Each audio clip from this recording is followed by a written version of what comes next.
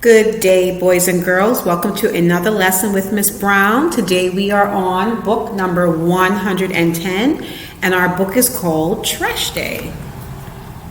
Trash Day is all about a boy named Cedric who finds a robot in the trash can, and he's excited about all the wonderful things he's going to make his robot do. But then there's a twist to this story.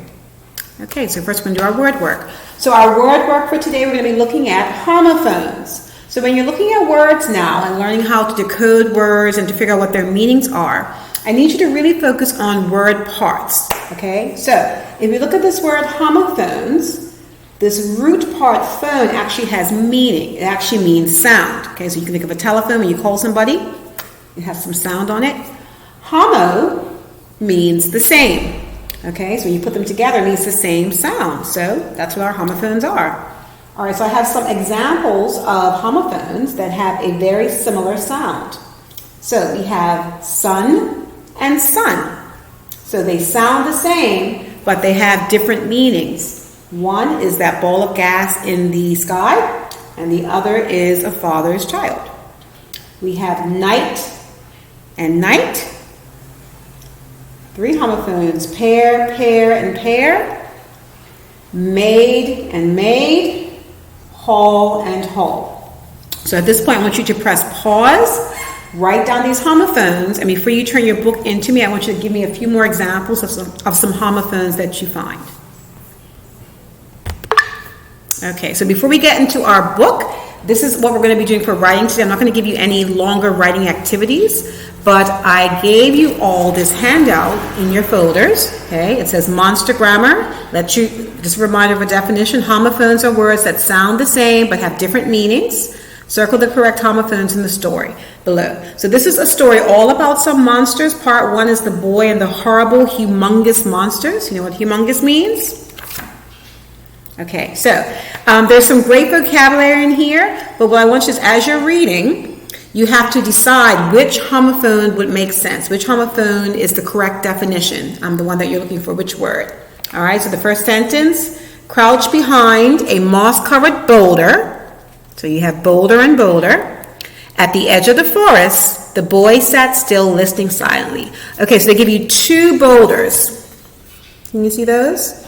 Okay, so the first boulder is like a large, huge rock. The second boulder is when you can make a word darker, okay, or pop out a bit more. So which boulder do you think it would be? The one that's talking about a large rock, or the one that's talking about making words pop out or be darker?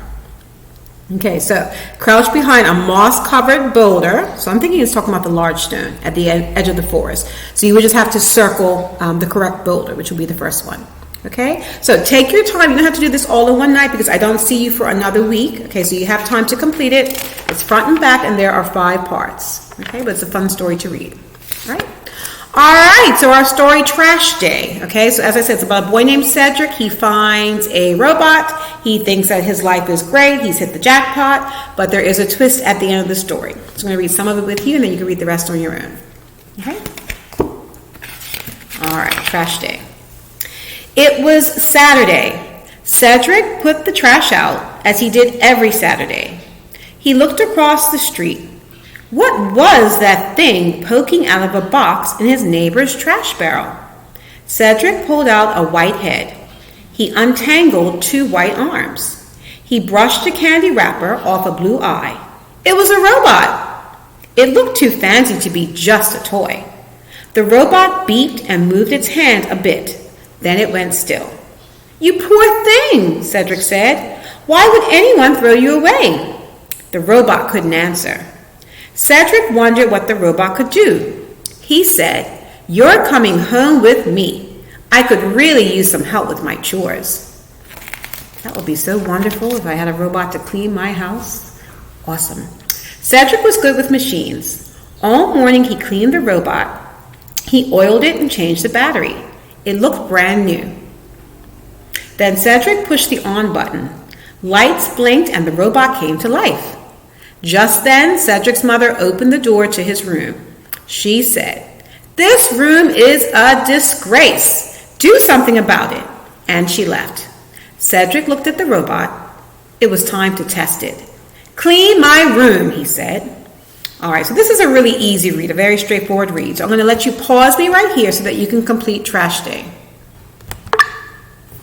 All right, so you should have finished Trash Day. Okay, so you know what happened at the end of the story. It seemed as though Cedric decided that the robot's comments were more annoying than having to actually do the work himself.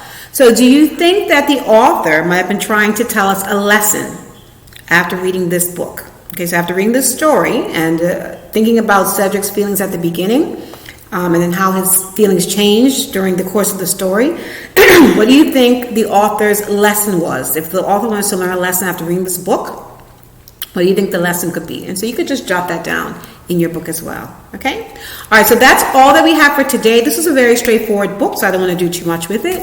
But I would like for you to work on this monsters, not quite robots, but it's monsters homophone sheet, and then you can turn it in when I see you next week. Okay?